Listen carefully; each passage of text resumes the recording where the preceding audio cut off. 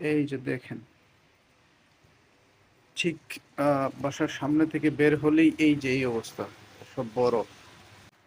সামনে আরো সময় আসতেছে, তো একদম অল্প একটু পড়ছে। দেখেন গাড়িগুলো, দেখেন কি অবস্থা। হ্যাঁ, তো এই যে আমি আপনাদের দেখাচ্ছি। এ বাপরে! এই যে পাড়া দিলে পা ঢুকে যায়, আবার পিছলা খাওয়ার সম্ভাবনা আছে। গাড়িগুলোর অবস্থা দেখেন আপনারা, এই যে বরফ পরে কি বাজে অবস্থা।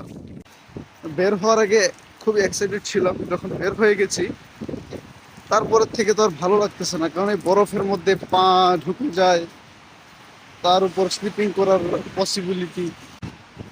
এই এই এই হচ্ছে আর কি অবস্থা, মোটামুটি অবস্থা। আমি ওই যে সামনে কয়েকটা দোকান আছে, এখানে যাব, বেশি দূরে যাব না। এই দোকানটাতে প্রাইস একটু বেশি রাখবে, তারপর